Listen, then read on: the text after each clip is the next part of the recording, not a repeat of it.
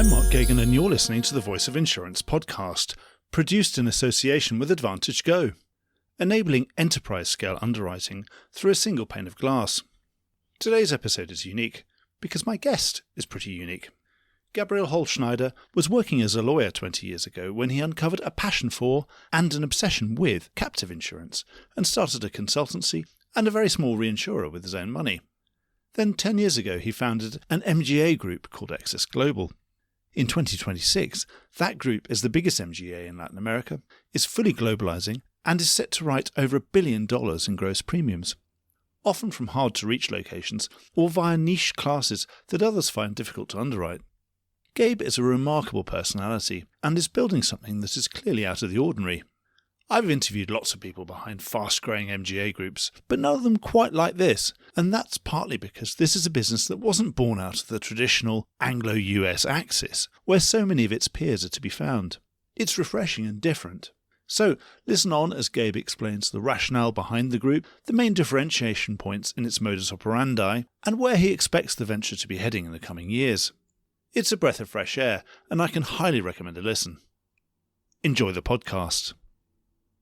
Gabe, welcome to the Voice of Insurance. Mark, thanks for having us all these years. We've known each other. It's a privilege to be on your show. Yeah, I can't believe, yes, I last met you probably about 10 years ago, which is a wake-up call to me that I probably should have got down to Miami at some point, especially this time of year. It's crazy not to. We should all be in Miami this time of year. It's wonderful. I'm not sure I want to be in Miami in the middle of July or just when the hurricane's about to come. It doesn't seem like July, right? Snow is pouring down everywhere except essentially Miami. But it's great to be on your show. Thanks for having us, man. For anyone who's listening out there who doesn't know you, Gabe, give us a bit of a rundown of your career to date and introduce yourself, and start by telling us how you got into insurance. Well, that's the classic we all ask each other, right? By accident, like probably 99% of the answer. So I'm an attorney by trade. I worked at a law firm. We were doing really interesting international litigation and investor-state disputes and things of that nature. And where was that? This was a long time ago in Mexico City. It was an international law firm focused on the virtues of the North America Free Trade Agreement. You could have stayed in that. You'd be so busy. You'd never have looked back. I would be busy. The partner who still runs that firm today is extremely busy today. Yeah. But I was at that firm and the clients were parading through every day, telling us all their tricks to come out on top commercially and to be audacious in competition. And we were supposed to defend them in antitrust cases and things of that nature. And I thought to myself, you know what? I'd rather be causing problems for lawyers on the other side of this equation. I want to hire them instead of me just billing my hours. And I came across the word captive insurance back then. This must have been 20 years ago. I said, well, what's that? Well, it's really complicated. There's not many of these around here in Latin America, but it's a private insurance company. And I became obsessed with it. I became obsessed with it, with learning the virtues of self-insurance, and obsessed with teaching and walking with businessmen, really sophisticated businessmen, who, quite frankly, know their risk better than any underwriter sitting thousands of miles away. So I got into insurance because of the virtues of self-insurance and captives originally. And was that trying to implement that in Central America and Latin America? Correct. You know, it was an untapped marketplace. The broking community was not speaking about captives to their clients for numerous reasons. And there was no legislation, no framework around it. And as an attorney and with a consulting mindset, I thought it was a great opportunity to build long-lasting relationships with businessmen who ultimately are the ultimate risk bearers. So real opportunity in bridging the gap between reinsurance and the risk-bearing entities that drive. So is that the sort of origins of the Rainmaker Group? That's right. That's where Rainmaker got started, setting up and creating captives for large multinational organizations.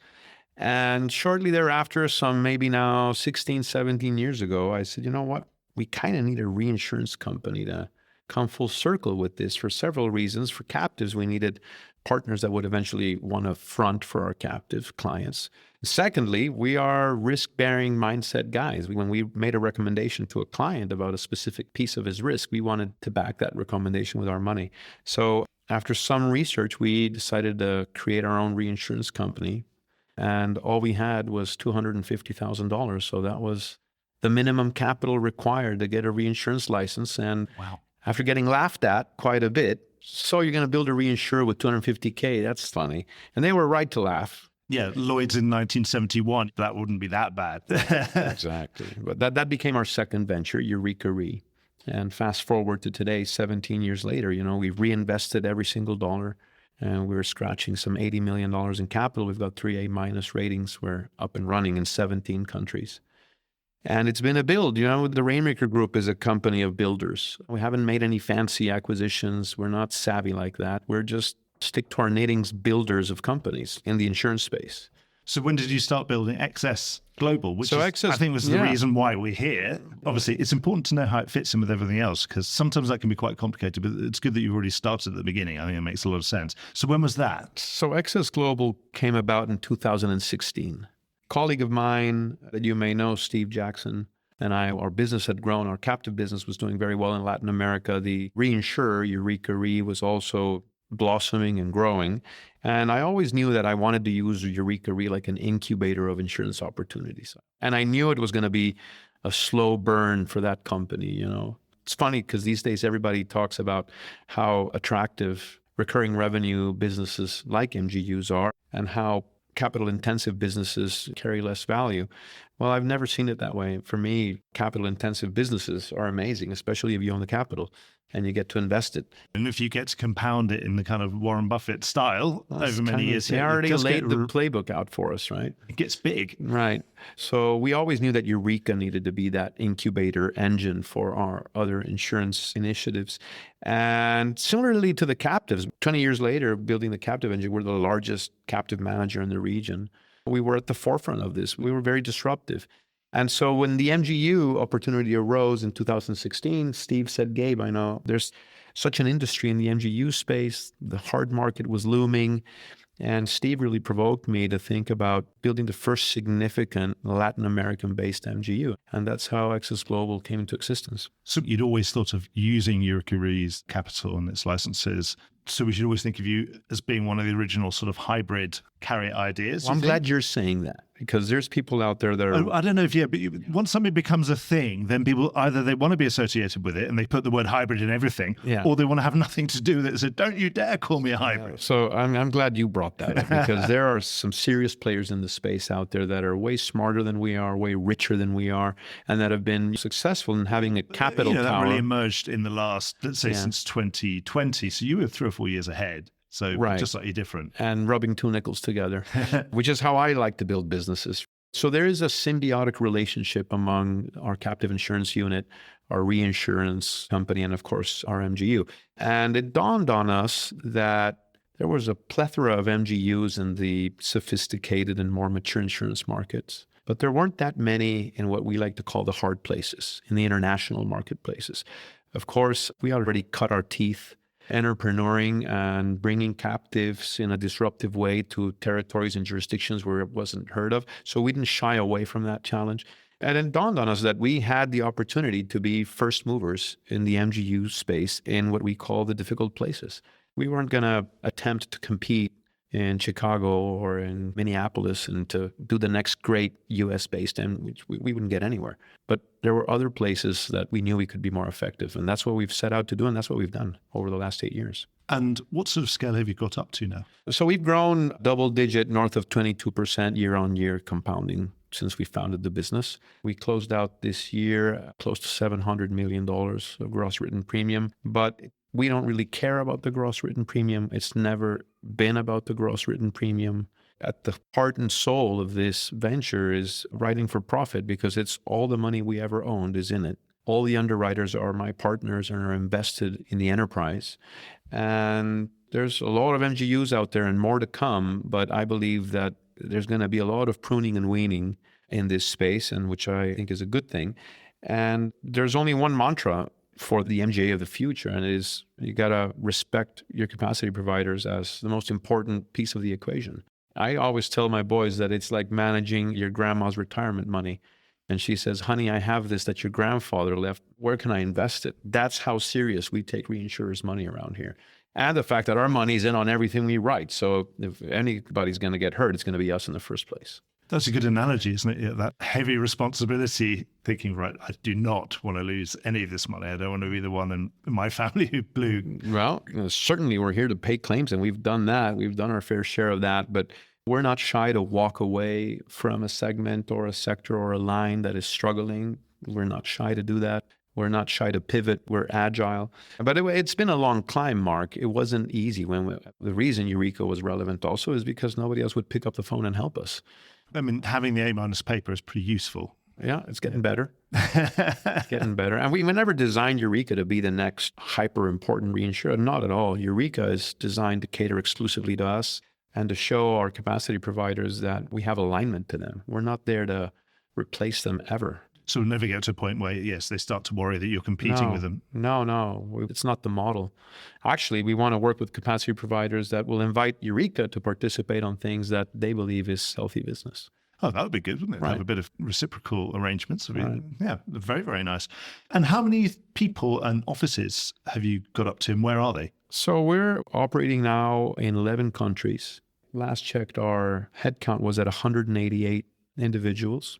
We're scattered across Europe, Asia, Middle East, Latin America, and the US. Off the top of my head, of course, we have our London operation. We set up an operation in Madrid and in Paris. From that, we cover a lot of our European opportunities.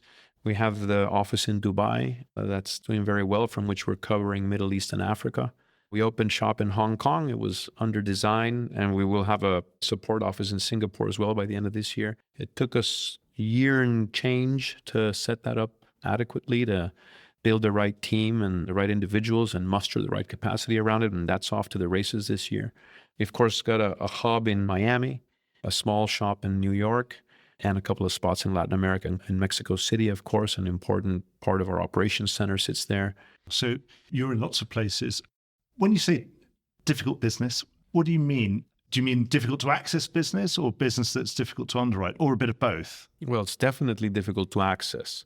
The good thing about Access Global is that I sleep fairly well on the underwriting side of things, because we have made it a cultural purpose of the firm that all our lead underwriters are uber senior guys that have been around the block more than once, that have seen their fair share of bloodshed, and that are eager to pivot in their career into an entrepreneurial role as underwriters.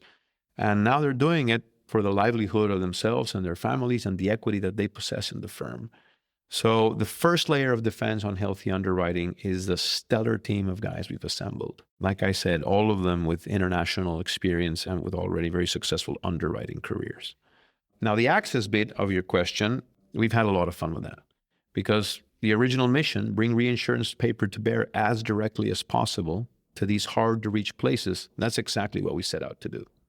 And there's a lot of formulaic / regulatory / compliance mechanisms we've had to implement to just bring that reinsurance paper to bear as locally as possible in the hands of the local markets. And that access to those local opportunities is something that has served us right, because it just frees up more value in the chain for us to be able to deliver profit to the capacity providers.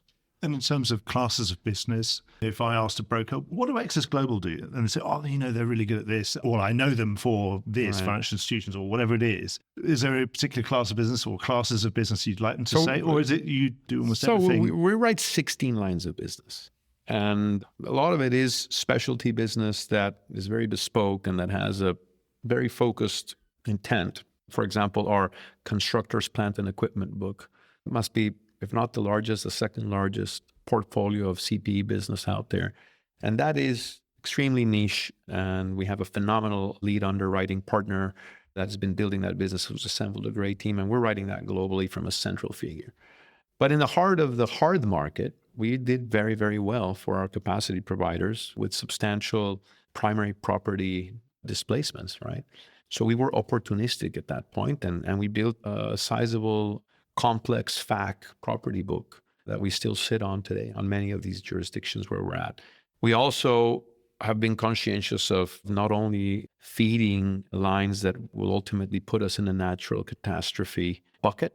And so we've been building an A&H practice that I'm very proud of, that is growing substantially, personal lines. We've got a very strong parametrics unit that is always innovating with product that is complementary to the other lines we're writing. We're probably one of the few international MGUs that has a strong treaty underwriting practice, because the reinsurers can do that directly. We've managed with Eureka and other smaller less known reinsurers built a following for treaty business that's been performing very well. It's not what you normally associate with the managing general underwriter. That's right.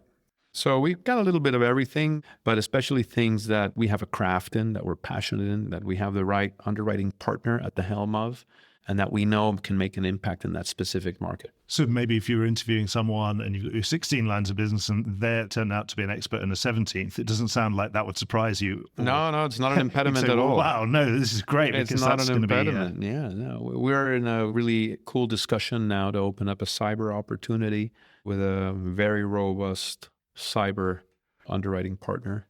Our doors are always open to new opportunities. And I don't know if you can say this, but what sort of numbers are you expecting or budgeting for 26? We'll be comfortably at $1 billion or above. On the organic growth schedule we have set out for 26, it puts us at some 880 million. And I got a couple of tricks up my sleeve that I've been keeping from the teams that we're already executing on.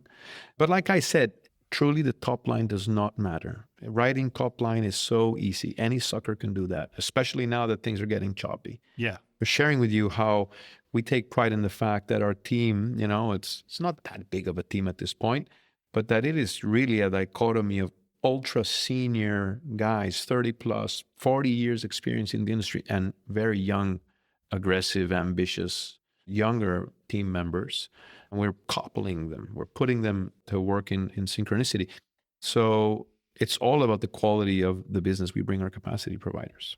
Where are you seeing the best growth prospects at the moment, either geographically or by line or both? So from a geographic perspective, we are by far the largest MGU in Latin America by tenfold. We probably did some north of 220 million of premium in Latin America. And that is a third of the company. The rest is scattered around the other geographies. I have big expectations for our push into Asia, led by an underwriting partner and regional CEO of ours, Stephen Barnett. Spent a long time at AIG, ended up also being CEO for them at the Asian region. And I always tell Stephen, Asia is going to be half our company. Asia is going to be half the business. And I know it is. And we're going to get it right. We're going to take our time and we're going to get it right. We're already first movers, if you will, MGU for the region. Stephen's assembled an amazing team, very experienced guys and gals that are driving that remit. So I expect a lot of growth from our Asian unit. I expect a lot of continued growth into the African marketplace, where we're already active and present with some strong partnerships that have blossomed over the last 3-4 years there. We're so small and insignificant, Mark. The world's our oyster. Plenty of room. So there's plenty of room to grow, of course. But yeah, when you're under $1 billion, coming to $1 billion, there are trillions of premium in the world to look at. So I tell my teams all day long, we are insignificant, guys. We're a small dog in a big dog fight. So big attitude, big dog attitude, but we know our place. And in terms of that pitch to the talent, 30 years ago, there weren't quite so many MGAs. There were nowhere near as many MGAs and career opportunities at MGAs, in the way that now there is a very clear career path for an underwriter to choose if they so wish, if they're the right type of character to do that. They've got lots of places they could look at. So how do you differentiate yourself in a world that's got a lot more MGAs than it ever used to have? And so therefore they do have a choice. Well, first off, more than luring them or convincing them, it's really that we get convinced that those individuals fit our culture. Because a lot of people can play around with building an enterprise, or for that matter, an MGU, but very few really do know what it takes to entrepreneur. And I like what Elon Musk says. He says entrepreneuring is like chewing glass and looking at the horizon. And so a lot of people think they're entrepreneurs. And until they kind of have to make ends meet, and I didn't know payroll meant that, and we actually need to pay our taxes on time. And so it's important for underwriters, very senior underwriters that have a craft, to be able to exclusively continue to focus on that craft. And therefore, the way we approach this is we want them to have that entrepreneurial spirit, but it's way more important for us that they have entrepreneurial underwriting wherewithal. We mostly serve like a family office to them, where we take care of the rest. You've got to get that Eureka license in that territory where they want to write. And without that, you're going to have to get that local license, that intermediary's license. Not only sorting capacity for them, but also sorting the day-to-day. And you've got to do a return every 6 months, and there might be an inspection. Yes, It just brings me out in a cold sweat just thinking about the amount of admin that there is when you're in that many territories. It's tremendous. And the enterprise doesn't really carry any value unless that thankless behind the scenes work is put in. I suppose a platform, if it's efficient and it's got access to everywhere you need to have that, of course it has value. So that's exactly what we've set out to build. And that's what we define ourselves as, a direct and indirect insurance platform. And in some jurisdictions where we've been around longer, it's, quote, more efficient. And in others where we're entrepreneuring and it's the early days, it's clunky. And that's why nobody does it, because it's hard, right? And it's okay. Hard is okay for us. We don't shy away from it. So on the culture side of the underwriting, and to your question about the future for underwriting, I've always believed that traditional balance sheet appreciation, not to say remuneration, of uber talented underwriters is underweight. I've been quoted more than once that the craft of underwriting looks more like working at a law firm or at a consulting firm like Accenture than at a corporate shop. Because still today, despite AI doing its best to take over a lot of things, and it will take over everything eventually, still today, the ethos of the underwriter drives tremendous value. And a lot of the carriers, the traditional risk-bearing carriers, don't have the ability, even if they know it, and they don't have the corporate ability to respond to that. MGUs provide a fantastic platform for those gifted, talented underwriters to participate in a more meaningful way. But it sounds like you want them to buy into you. So there are different flavors of a platform. One where they might create their own little unit and it might have its own brand name and its logo and its own little website and, you know, different colors and all that kind of stuff. And something that they could say, well, this is my little thing. This sounds like you've got a different philosophy. You want them to buy into Access Global. There's one Access Global. There's this platform and you want to join because... So thus far, we have, quote, absorbed smaller MGUs that saw the benefit of forfeiting control, shareholding control of their unit in exchange for being a minority investor in something that is way larger and that carries more enterprise value, way better multiples, access to capacity. So up until now, all our growth has been, like I said, built organically. We've had some, as I would call them, absorptions.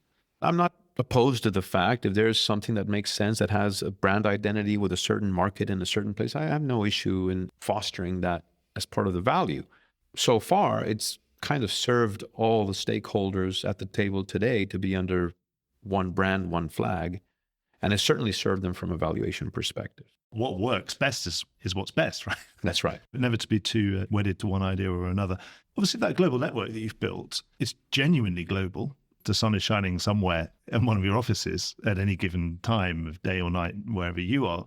Why are you doing it that way? What's the real rationale for being a global MGU? Well, particularly when you could say, hey, well, we're way the biggest one in Latin America. We can be known for that. You know, we can be the gateway to Latin America. That's been achieved. Yeah. And I believe in life, you know, a mentor and a friend of mine, you know, always says, what's next? What's next? What's next? Right? How can you push the envelope? And remember what I shared earlier is all about a specific skill set we have that we're very good at. And that skill set came with my consulting and entrepreneurial background, how we built the captive unit in markets that captives were unheard of, what the resistances we met were, how we overcame them. It's the same thing for a lot of these territories where we're, quote, MGUing it. It's still novice. And therefore, for a lot of the big boys, it's still scary. And the big boys have plenty of things to do, and they're getting their fair share of action in the traditional, more mature markets. So for us, A, we're good at it. B, we know we can deliver it. And C, it's a very attractive asset. We know that we're building a valuable asset. This is not unbeknownst to us. And so we're being very intentional of the geographies we have chosen to entrepreneur into. And we're comfortable bearing that risk and pushing the limits there. So if the United States was a third world economy, we'd be there right now doing MGUs, right? But it's not. So we're going to all these geographies where we know the evolution of the insurance industry will warrant the presence of MGUs. And you get the growth built in as long as everything goes well in that economy. You have above average growth rates. We know what we're building. And we know that that is very appealing to a certain crowd of guys. And is there anywhere you wouldn't go? Well, of course, we come nowhere near all the sanctioned areas. Yeah, fair enough. I think we've got our homework cut out for us. I mean, our presence in Hong Kong Asia is a big place, as you well know. So it's not like we're here. No, we're very specific. We have a specific plan for Taiwan. We have a specific plan in place for South Korea. So we're using Hong Kong and eventually Singapore as a regional hub.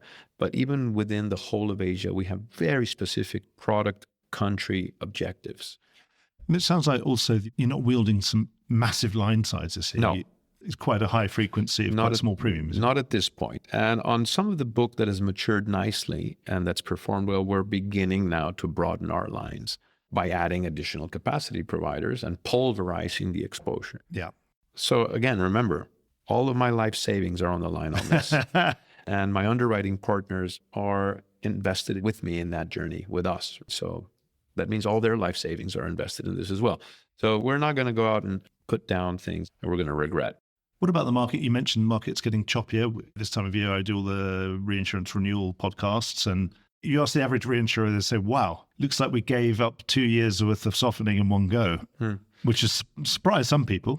Well, last year especially was still one of the best market years ever, right? I mean, you want to rewind the tape, take us back. No one really does, no. Right? So these are still strong years to be in, right? It's just we become complacent and we kind of forget where this all could end up, right? So these are still, especially in the property market, we've seen severe adjustments. You know, it kind of corrected way faster than we expected.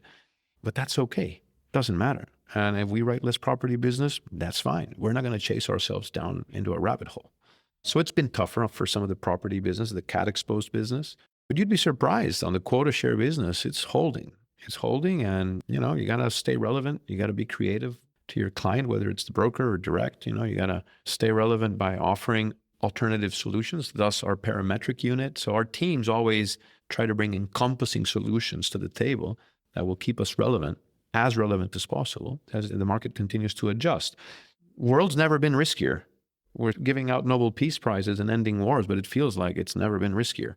So I believe we could still see further correction, maybe in property this year a little bit. Why not? Yep. There's still adequacy. Mm-hmm. I mean, you just got to get smart and you got to know where to draw your line.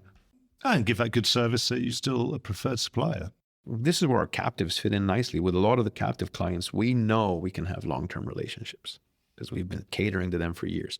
So this is where really building the partnership with the ultimate client, and we do quite a bit of reinsurance into those captives. Well, again, that's a very loyal customer base, I presume, because there's a lot of service. Correct. The big picture, I mean, I know you're a big thinker about the insurance sector in general. What's your view on what's been behind this big growth in MGAs? Obviously, we had big growth in MGAs in the 2010s, and then we had a bit of a small amount of thinning out. There was that difficult, hard market where some people couldn't renew their paper, and that's just an unfortunate fact of life. But most other people did. And then we've kicked on from there hugely. Yeah. What's behind it? It looks like a permanent change in the way we're doing things. Well, I mean, a lot of it, I believe, is driven by the investment firms and even rewinding further back. Like you've seen, for example, what Apollo did with Athena, right? These huge investment houses are like, how do I get closer to managing float? Yeah. How can I play Mr. Buffett's game, right? And so that's sparked further interest in the insurance industry as a whole. And then you get the PE firms involved, and this recurring revenue model is just so appealing to them. But don't lose sight of the fact that a lot of the MGUs, including us that have been bred recently, I mean, we're still a young company at, 9 years old, right? We really have been riding the wave of a phenomenal market. And that does not sit lightly with us. Between the virtues of the hard market, the interest from M&A and PE firms in the space, that really detonated a fad about, anyone can do an MGA, right? In some cases, you kind of can. And there's a plethora of those. But if you want to build an enterprise that has sustained value, that will be around to tell the test of time, to honor the capacity providers in a meaningful long-term way, you need way more than a hard market and a savvy underwriter and a buddy of his that gives him the pen. You need a lot more than that. And that's what we're attempting to do. We're attempting to bring a platform solution that is scalable in these hard-to-reach places, that has a track record for honoring other people's money. So MGA is not an MGA is not an MGA. I mean, always one of my pet theories is that what's different now from 30 years ago, of course, is that the technology is there to create yourself a virtual insurance company. You can behave exactly like an insurance company with the same software, or often better software because you're newer than they are, so that you don't have all the green screen stuff in the basement. You could go out and buy the best solutions available today, install them and be using them today. You can be best practice underwriter today quickly and effectively isolate. We have a value chain where there's capital, there's underwriting. Now that somebody like you can isolate that skill in underwriting and remunerate and extract the economic value from underwriting, because you can measure it. You can prove that you're a good underwriter. You can. But also without adding a huge amount of extra friction, that it costs the same or slightly less to do it that way. So you can do all of that. It was before you would always add another 10 points at the very least, and there's nothing you could do about that. You had to be 10 points better on the loss ratio because otherwise you were nowhere. I get it. And now you don't have to do that because you're not adding 10 extra points, because everyone's better at measuring exactly where their cost is and where their value is. I totally see that. And you're absolutely right on the construct of that phenomenon. And you can do that, for lack of a better word, get away with it, up until the day that the capacity provider says, you know what, I'm not renewing this contract. So it all comes back to your grandma's money. There's not always any logic to it. So this has been perfectly profitable for the last 20 years. And now they just woke up one day and said they don't want to do it anymore. Could be, or they were merged, or they were spun off. Typically, if they have been consistently making money, I have a soft spot for balance sheet businesses, as I already mentioned to you. When we've seen some correction in pricing of balance sheet businesses, and so the way we approach that is extreme long-term relationships. I'm happy to leave more upfront commission money on the table as the MGU if I get remunerated on the proofs in the pudding of the underwriting we actually did. And those are the MGUs that I believe will thrive and survive, right? We are seeing new capital structures being set up as well, right? And it's all these sidecar opportunities and hedge funds that are coming into the space. But it's not that black and white. I mean, an MGA is not an MGA. Let's just leave it at that. Yeah, so again, you've kind of explained this already, I think. That ultimate vulnerability of being an MGA, a pure MGA, is that you can just get left high and dry, sometimes just through no fault of your own, particularly if you're very monoline and very specific and very niche. Again, so that's why the Eureka Re is there. Or if you're greedy and you say, this commission's delicious, why don't you just keep writing this premium? Which is a huge part of why MGAs go under quickly and get abandoned, because there's a greed factor tied to the underwriter saying, wow, look at this juicy construct I have. And that's an irresponsible. And somebody else will deal with that. And if I lose the pen, 3 years from now, nobody will care. I've made my money. Mm-hmm. There is that out there, and it happens. And so, this is a long-term game. It's not a commission game. It is not a commission game. Although, you need the commission. It's loaded with commission, but you got to treat it as capital, see? And you got to have an understanding and a philosophy that it's capital. We're sitting in London. What about Lloyd's? Certainly for groups, when they get to your sort of scale, and again with your level of expertise, with managing your own capital, that kind of culture that you've got, it sounds like we're talking about another global platform. Do you think it could be something that's attractive? We definitely have interest in staying and becoming closer to Lloyd's and building on additional features within Lloyd's from our three entities, from our captive insurance unit, from our reinsurance company, and of course from the MGU side.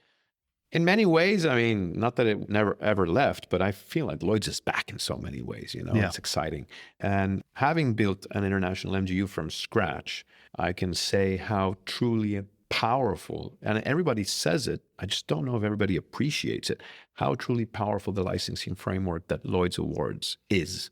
It's something to be cherished, right? Because you know exactly how hard it is to do your own. So otherwise, guys like us wouldn't be out there, right, doing it on our own, right? So we certainly have plans for Lloyd's, like I said, through Eureka. And we already have Lloyd's cover holder status on several of our MGU units, and that will continue to enhance and evolve. But Lloyd's is going to play an ever more important part in our future for sure. As you get more global, I suppose it makes more and more sense. You have more affinity with each other. Correct. As you get global, this is a real CEO question. How do you keep that culture? How do you unify? How do you have a common denominator that keeps you all excess global people? Well, you have to put in the legwork. And by legwork, I mean whether it's sitting through the meetings and getting on the plane and getting out there. But the first step is that I speak to every single person that joins this firm, and I lay out very clearly what are the fundamental pillars of our culture. And at the heart of it you'd be surprised to see how many of those things you learned in kindergarten or you learned because your mom told you. This is not hard to do, right? So well, be nice to other people. Just be kind, right? Be kind to people. You're spending all this day together in the office with individuals. Take time to know them. Take time to know what hurts, take time to understand why maybe they're late or why they're late on their plan. Go the extra mile, right? To be connected to the individuals you're spending time with, number one. Number two, we're not here for a long time. We're here for an effective time. So be effective with your time and be impeccable with your word. Just the stuff, honestly, you learned from your mom, right? And don't steal anybody's toys. Exactly. Don't take what's not yours. I mean, the very basic things. Own it. I spend a lot of time, sharing with my peers the things that I've done terribly wrong because I'm a person too, and that's okay. So always spread the good decisions and the good outcomes, push them down into the teams, and all the terrible stuff that goes wrong, own them and take them upstairs. That's my job, right? I love to get bad news. That's what I tell my managers. Like, I love it when you call me and you have a problem and you don't know what to do. That's the calls I want to get. Because that's your job, yes. That's my job, right? And I know it's my job, and that's why I go to therapy. And I'm ready for it, right? There's a lot of components about it, but it's just really having a strict no a-hole policy is really important. We don't want any rotten apples in the mix. It can be really toxic, I think. Not everybody. I mean, maybe you're lucky enough never to work in a place, but most people listening have worked somewhere at one point in their lives when somebody was toxic. Yeah. And it's so painful. It makes life really difficult. I've removed individuals like that from my life, and it's addition by subtraction, right? So no narcissism allowed. Because we're a partnership. I mean, a fundamental part of this MGU is that we are a partnership model. And don't take my word for it, but according to some external advisors, he believes, and he's traded hundreds of these entities over the course of his career, and he's never seen a more generous partnership model than ours from an economic standpoint.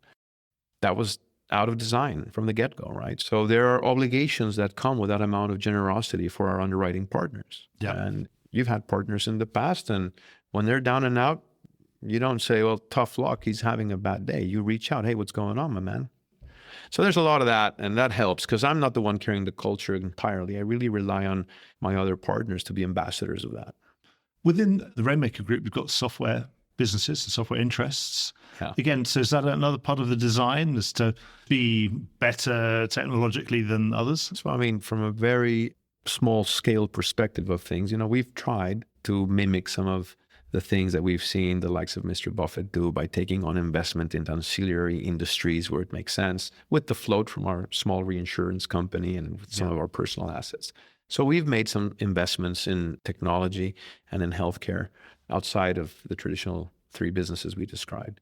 And some of them have done extremely well and some of them haven't. We're clearly not as good as his outfit, but we're getting better. So yes, we do invest in technology through a couple of funds that we're engaged in and some directly. And I believe it's at the epicenter of change in our industry. And so we want to try and stay as closely connected to that. But you certainly wouldn't say the word insurtech. It's not that kind of thing. No, not at this point. You're not a techie. No, not smart enough. You mentioned about AI earlier in the conversation, saying at some point it will take over everything, but not today. What are you using it for within your platform? We use it for everything. I used it to set up my last holiday and for it to choose the right hotels and the right departure times and to tell me what restaurants I should eat in with what budgets. How was it? It was amazing. It was perfect. It was flawless. I used it to get an immediate opinion on a dispute that I had with someone where we had opposing views, and it gave me a pretty strong assessment of it instantaneously. We use it now, and specifically into the businesses, we use it a lot in claims analysis and claims reporting. We're doing very well with that. I'm very proud of our CTO. He's a young, bright kid out of the National Mathematics Institute. Well, he did mathematics and he's also a biologist. And he runs a SWAT team of really young, talented guys in our Mexico City office that are building a phenomenal platform for our team that eventually will do pre-underwriting work for my underwriting partners. So I'm invested heavily in it. I use it as a board member, and I dump all our financial information and say, your role to me is a board member role, and I want you to be uber critical of all the things I'm doing wrong. What do you see in my financials? And you'd be surprised how accurate it is. Oh, that's good. And what about things like ingesting the kind of standard tasks that people would say, get a complicated underwriting submission? with schedule of values and all that kind of stuff, or to read 150 inspection reports, that kind of stuff. That's already, it's doing that for us on the platform. And like I said, our CTO is hopefully at the end of this year, we'll be releasing a module that will be doing pre-underwriting work for our boys. So it'll be like, you'll get a prompt a month out. It'll have already done the analysis of what the economy is like in that sector. There have been any trends in catastrophic events that affect that risk. What's the stock price of the company? It's very basic things that an underwriter kind of takes into consideration, right? Except they kind of have to roll up their sleeves and Google it. Now it's going to do some of that basic knowledge and construct. And then it's going to tell you way in advance, like, get on this case, right? This is a green light. You should be on the phone to the broker early. War broke out in the next door country or whatever, right? The kind of things you'd be, there's a water crisis, whatever, right? I mean, they're all risk factors, aren't they? Yes, they are. I was talking to someone, that still in homeowners, credit score is still the most important thing, for example. It's kind of basic, but then it was a surprise to me because I've only spent my whole life in the specialty insurance market and reinsurance market. I never think about a single homeowner, what makes one homeowner better than another. I get it. We have to get involved with AI. And we have to use it as a tool or it will use us. And I do believe eventually it will be embedded in everything we do. I was speaking with a reinsurer that we have a long-time relationship with last week, and he said, Gabe, what still dawns on me is I keep doing the same work my grandfather and great-grandfather did. Like, our business isn't that complicated. It hasn't changed that much. And he's right. The fundamentals are still the fundamentals. So we'll see, but exciting to be engaged with AI. We don't claim to be a fintech of any sorts, but we certainly use it, and it's inexpensive to use. Yes. What would be crazy is to have a tool in front of you and decide not to use it. That is crazy, I think. And to say, well, hang on a minute, someone invented a hammer and my job is putting nails in. It's like, well, hang on, I think I should probably try and use the hammer and, be worried about hitting my thumb a few times, but I will get more skill for that. Think about the construct of the human mind and the human ego is like, we are so resistant to admit that we don't know a certain thing, or that it's hard for people to say in a meeting, I don't know. Now they can say it in the privacy of their own home to their best friend AI and say, I don't know, and actually have a forum to be a little bit better, right? So I challenge my teams all the time to go out there and use the tool and to be curious. Curiosity is everything in our business. Well, that's the great thing about journalism, is that I can always say, I don't know. I mean, you're the expert. You see, I just have to ask questions and be curious. Right. So I've asked all my questions, actually, Gabe.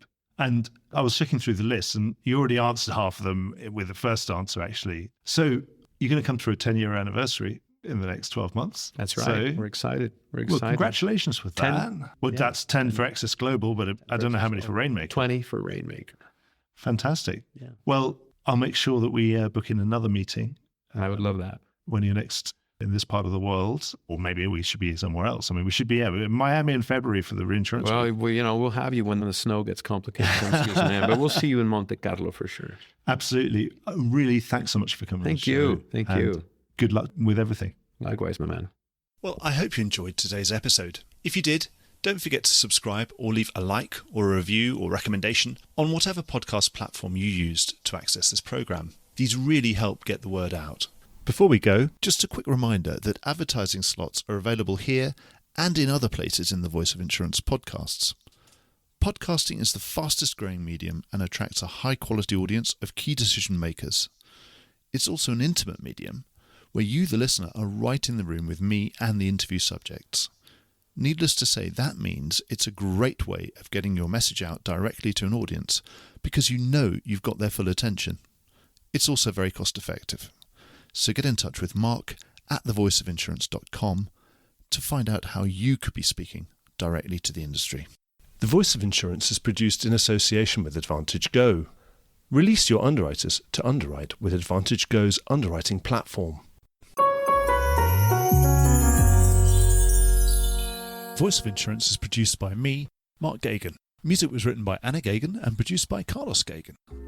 Check out more podcasts and written comment pieces at www.thevoiceofinsurance.com.